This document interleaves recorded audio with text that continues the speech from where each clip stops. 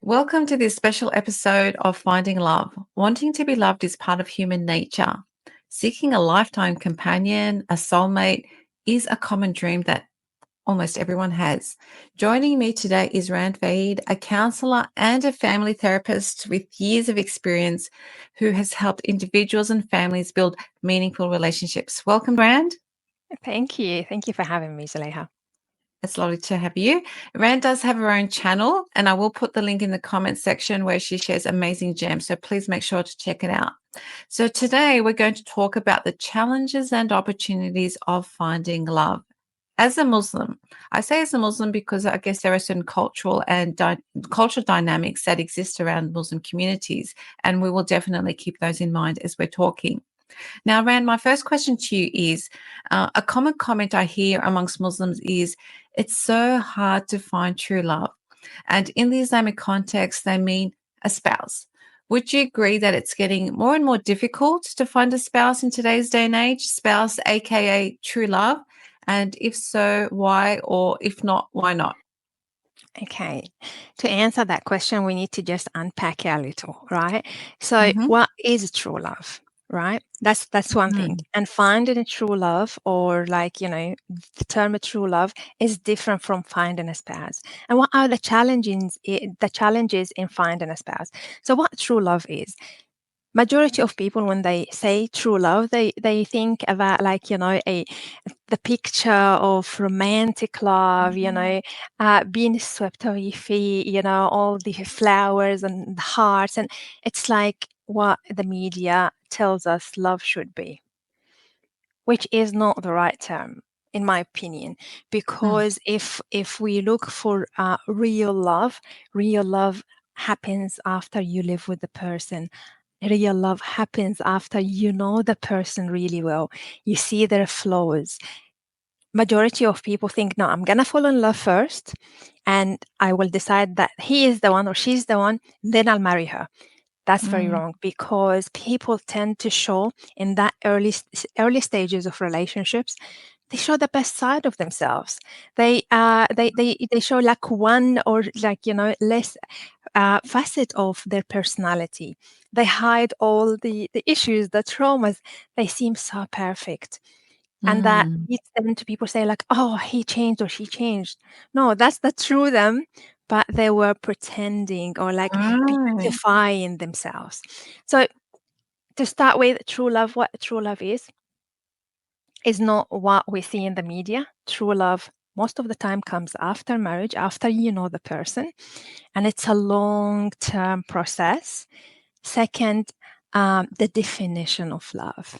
Okay, it's not the lust, it's not the physical attraction, it's not like the butterflies in your stomach. It's acceptance, it's peace, it's feeling safe physically, emotionally, and psychologically with the person. Okay, so we have to change our understanding of finding true love to that sense of peace and comfort and security we feel with that person. I guess then, with that, in now that we've got that set out, would you say that it's harder to find that type of, I guess, to find a spouse who can offer that to us in today's time? Because I do often hear, especially around youth, but not only youth, saying that it's very difficult to find someone who's a potential life partner. Do you think it's more difficult today than before to find a life partner? I think it is, because there are different challenges from how it used to be 30, 50, and 100 years ago, right? There are more options. It's really difficult to find someone who your parents or family are pleased with and approve, and you also like them and attracted to them at the same time. There are so much high expectations influenced by what we see on the social media and the internet, Mm. of like fake lives and fake happiness and false values, right? So it's influenced by many things, and people are impatient. So in the olden days, like 20, 30 years ago, people Mm. were way more willing to invest in relationships, to invest to get to know each other. Now people are impatient. No, next. I don't have all the time in the world. I'm not gonna waste my time with this person. So like next and next and next. There are more options. There are more options. Yeah. I guess, yeah, I'm just, as you're speaking, I'm thinking of the scenario of my parents, say 50 years ago, living in a village where, the only options they really had was those who lived in the village or the ones that lived next to. There was no internet. There was really what you see is what you get kind of thing. I guess what is the challenge, therefore, by having more options?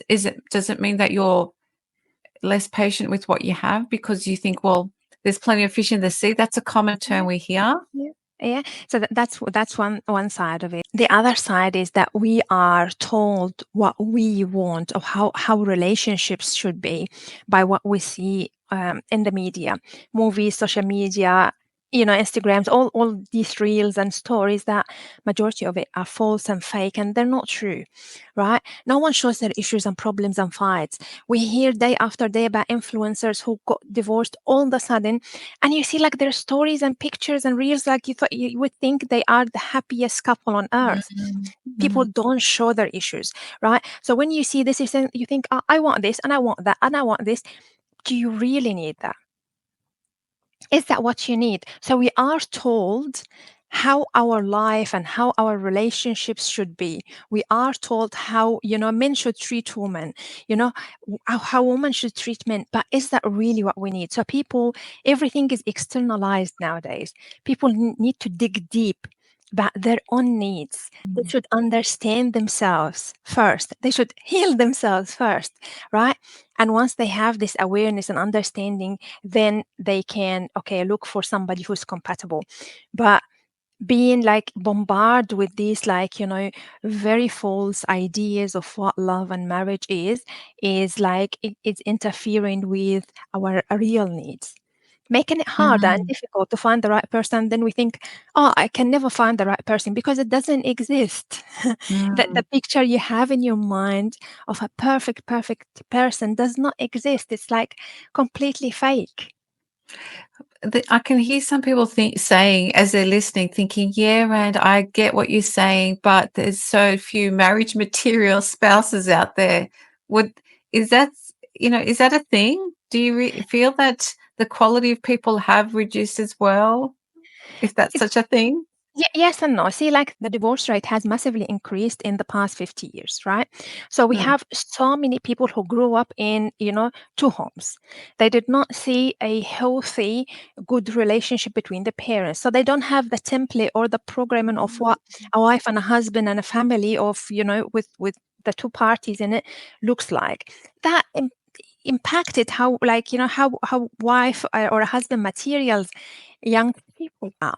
Second thing, even if like we grow up in a good family, seeing mom and dad and everything, no one really teaches you how to be a wife or the guy Mm. how to be a man, a husband. You see how your parents, um, treated each other, and Mm. then you copy that when you get married. So to answer your question, are there marriage material people out there? Most likely you need to look for specific green flags. You need to avoid specific red flags. If there is acceptance, if there is attraction, right? Then you can do the work together Mm. afterwards. Mm. So don't try to get everything perfect before marriage. People nowadays, Zuleha, try to find the perfect person, create a perfect home, right? Have a perfect relationship before. They forgot that these things happen gradually while we are together. We build the perfect home together. We start with something small.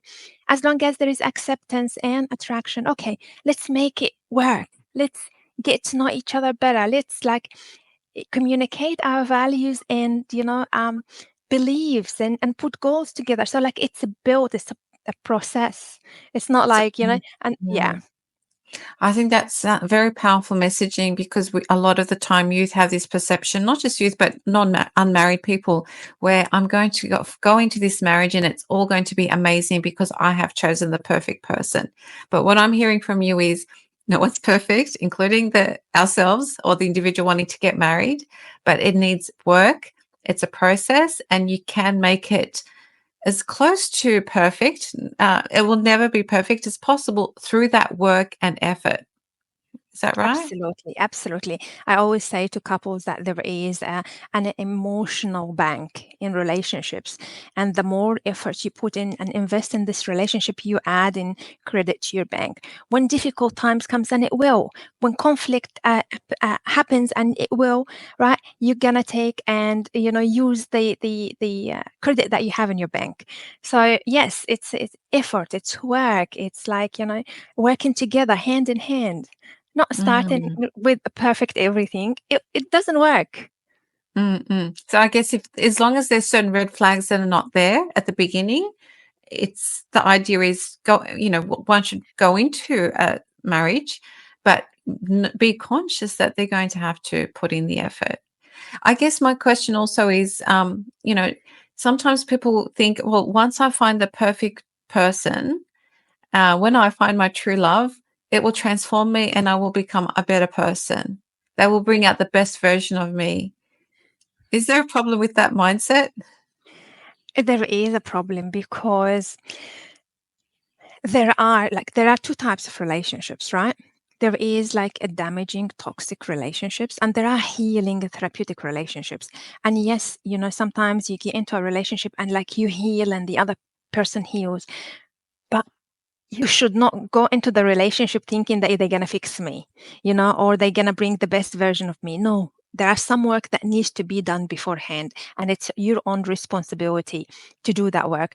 I tell people all the time that it's not your spouse's responsibility to make you happy. It's Mm. on you to make yourself happy. It's on you to know what makes you happy and do that, right? And majority of people, I'm not happy. She is not making me happy. She doesn't know how to make me happy, or he doesn't know how to make me happy. It's not their job to make you happy. If you have some package from the past, if you went through trauma or like negative experiences, you need to work on healing before entering a new relationship. If you don't heal what hurts you, you will bleed on people who didn't cut you. So Wow. healing is our own responsibility. Being happy is our own responsibility. And then partnership is a journey that we do together to support each other in our own goals. So he would support me in my own goals, I'll support him in his own goals, and then we'll have some common joint goals. Yeah, that's very powerful. I guess we don't often, whether it's in marriage or relationships, don't often think, okay, what is my responsibility or how can I do this better? I guess even that requires self awareness, and how much self awareness do we have of our weaknesses and strengths, and therefore how that contributes to relationships. So we really need to, we're not. I guess we're not saying that you're the problem, but how can you make the situation better? That seems to be an important starting point, isn't it? Absolutely. Yeah. Absolutely. Understanding oneself. Like I talk to many people and they say like, I don't know what I want. He should know what I want, but he should not. Like, no, you should know first what you want, what your needs are. We're not always aware of what we need. We're not always aware of what needs are like really important for us and like a deal breaker. We're not aware of that. So doing the work is important and important to happen before entering the relationship. Mm-mm. Very powerful. Now, I want to move on to a little slightly different aspect. Say, going into a marriage and you're seeking, let's go back to true love, but now we know what true love, we've redefined it. What are some red flags when we're talking about entering I guess, a marriage? Yes, there are some common red flags. Almost everyone knows about it. And there are some uncommon red flags, right? So the Mm. common red flags, like, anger issues. If the person is angry and lashes, about the littlest things, that's a red flag. If he treats people in an aggressive way, he treats you perfectly, right? And like treat you like a queen or princess, but like with the waiters or with people who handle in the car, they mistreating them, that is a red flag. And that's an obvious one. Um, Also, any controlling behavior. It's some guys. There are some girls as well. Some girls track the spouses' phones and like they follow their moves. Some guys like tell me where you're going, tell me who you with, tell me what in a overly controlling way, right? So that is a red flag. Criticism. Mm. Um, frequently criticizing you, your appearance, your personality, the way you talk, your decision making. So if there is like lots of criticism, that is another red flag. Lack of empathy, Mm. and disregarding your feelings, or belittling how you feel, or belittling you, right? That is a big red flag. Some of the not very obvious red flags: lack of long-term relationships. So if the person is, every year or every second year in a new relationship, that is a red flag. And it's Mm. not a very obvious one. The second is like the victim mindset. Like if the person is the victim in every story in their lives, they are, mistreated and abused, and people take advantage of them all the time, at work, at school, at home. That is a red flag. Mm. If there is a lack of taking responsibility, if they will never, admit that they're wrong, or they don't see that they did anything wrong, that is a red flag. If the person is if they find it really difficult to apologize, that is Right. a red flag. Yeah.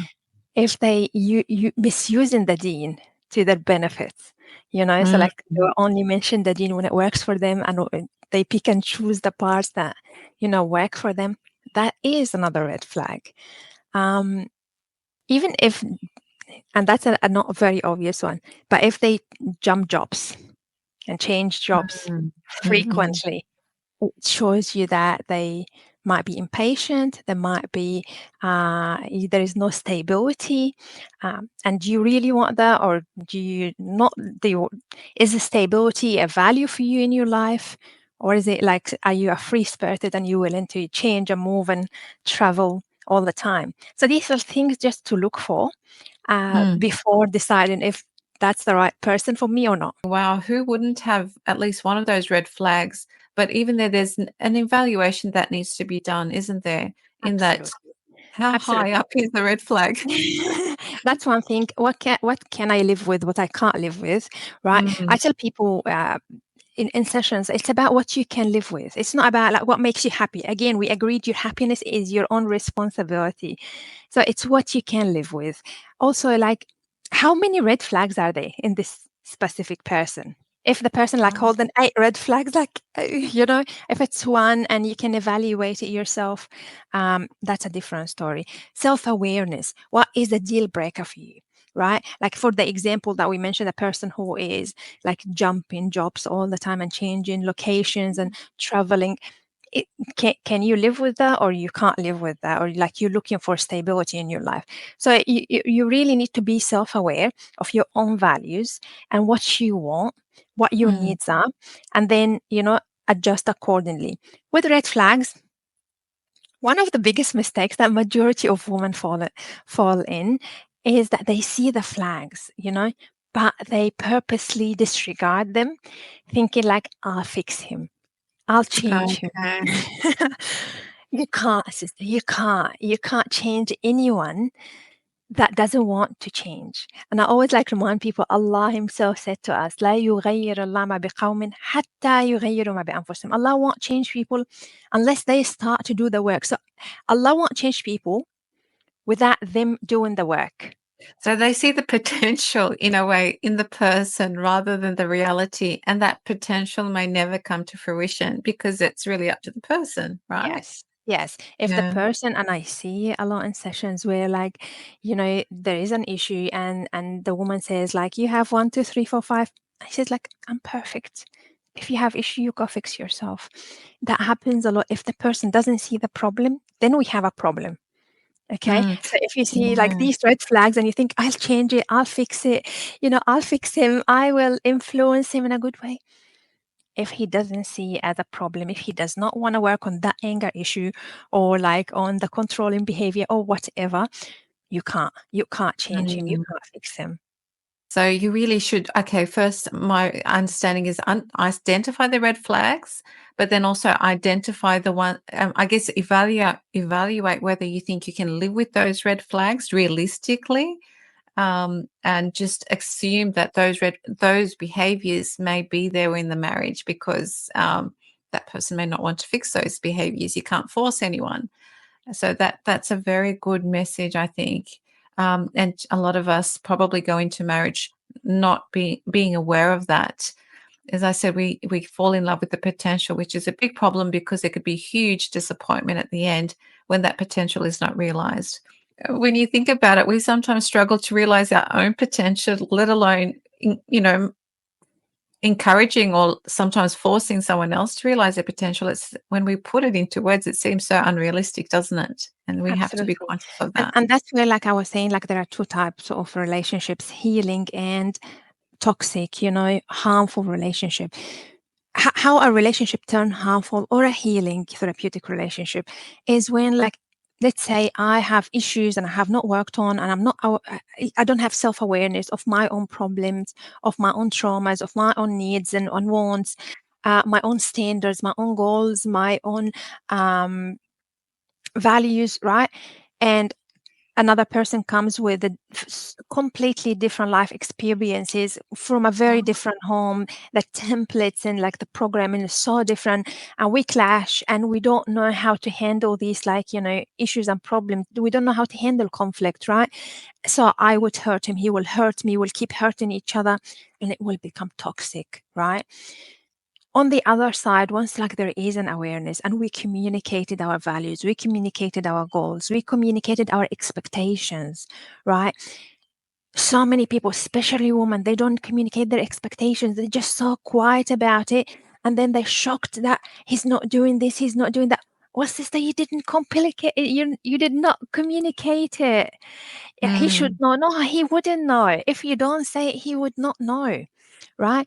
And then if I communicated, if like things are clear, there's a clarity from the beginning, then they will be supporting each other. They will heal each other. They will help each other to heal. Maybe healing each other is the wrong term. They will help and support each other in the healing journey. They will have, they will be the support and the drive to help each other achieve their own goals and grow. So that's where the relationship becomes healing and therapeutic, not toxic and harmful. Mm. Going back to the point about finding a spouse, it's how do you find the balance between actively pursuing finding a spouse and saying if it's meant to be, if it's my nasib, as they say, he will come into my life, he or she will come into my life. What are your thoughts on that? Okay, it's a tricky one. I do believe that every person who enters our life is our nasib, so it's planned for us. Some people people enter our life as a lesson or a blessing, right? So Mhm. every relationship a person goes through, every person that enters your life will either be a lesson, teach you something, or a blessing. And if you don't learn the lesson, it will repeat. You will meet the same person in different bodies until you learn your lesson.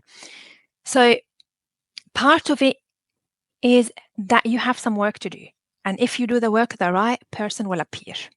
When you are ready and you've done the work, the right person will appear, right? And if you're not ready and you're just looking for love or a relationship and you rush in this, you will enter into relationships that will teach you things about yourselves, about relationships, will prepare you for the right person. And if you don't learn, you will just keep repeating your mistakes. I don't know if Mm. that answers your question. That's like how I see it when it comes to relationships. No, it does. Yeah, it does answer the question, and it does make sense because I guess the reality sometimes, if we haven't done the work, as you said, a good potential spouse could be there, but we just don't see them because of where we are in our life. So we don't see it. And so, as you said, we might end up seeing the wrong person or probably not the ideal person. And through that, we do a lot of learning. Life teaches us a lot. And so then this development can happen. So it's almost like we've got these, glasses on, and depending on where we are, we see certain people and certain people we don't see. And Yeah. Yeah. you know, and that's why the self work seems to be so important.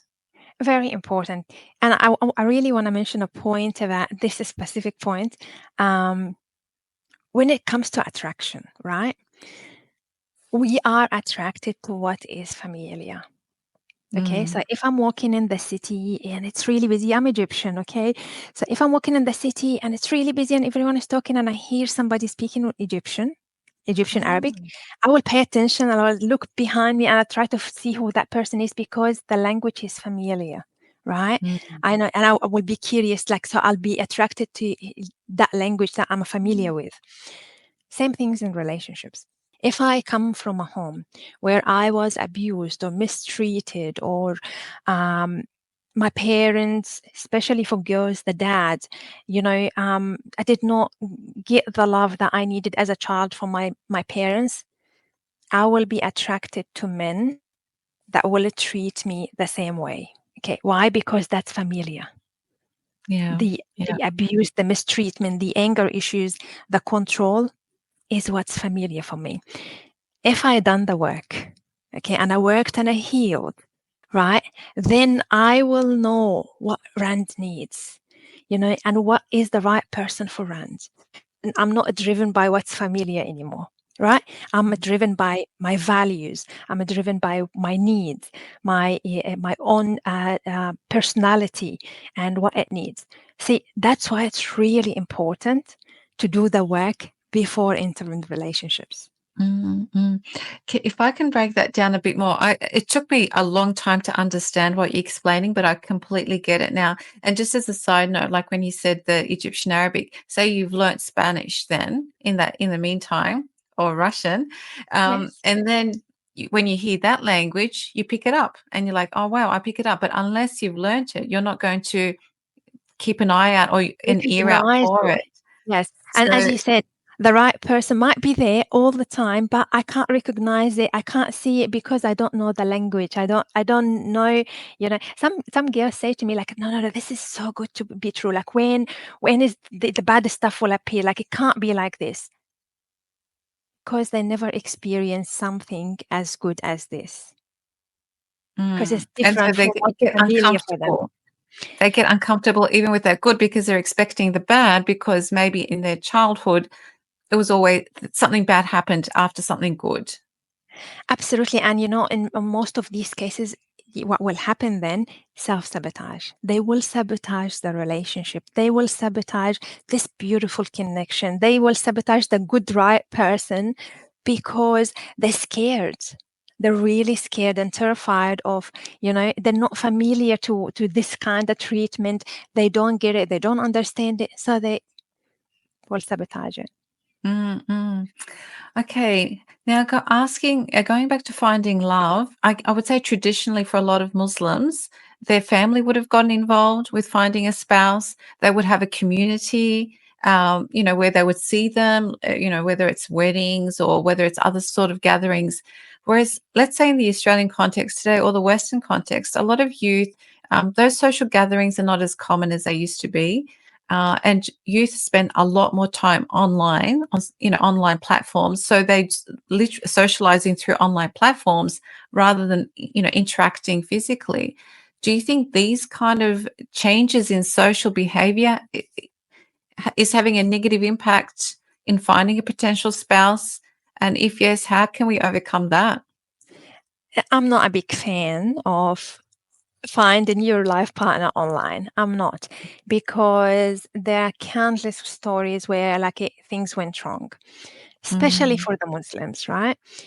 Uh, I have way more respect, and women have in Islam has so much respect for women. So I find it difficult to put it for a Muslim woman to put herself out there, you know, to be picked. mm, Okay, that's my personal view, that's right? fine. Uh, but I seen many stories where the online dating worked, which is great, and some people, as you said, they don't have any other mean, they don't have any other opportunity to find the life partner but the online dating. So we need to be really, really careful. I encourage young people, Muslim young people, go to more seminars, go to more social events, go to the mosque, go to Israel, attend these kind of events where like people that at least share values with you will be there as well. Um, talk and get to know each other. Try to talk and get to know each other before like you deciding like, okay, I'm going to be with this person. Try to involve the family before you fall in love, because your family know you really well in most cases, and they will be able to guide you through the process. And if there are no other means but the online dating, be very careful, be very clear, set clear boundaries. Don't let people take advantage of you. Don't do anything against your values and your standards and your boundaries to please anyone, or like, because you see potentials. That's not right. Very good advice. And on that point, thank you, Rand, for some amazing tips there. We do hope that everyone who's listening, who is looking for their true love, now that we've redefined it, we do hope that you find it. May you have a life filled with peace and blessings and security with a soulmate, inshallah. Thank you, Rand. Thank you. Thank you. I really enjoyed chatting about this topic with you, Zaleha. Thank you. Thanks.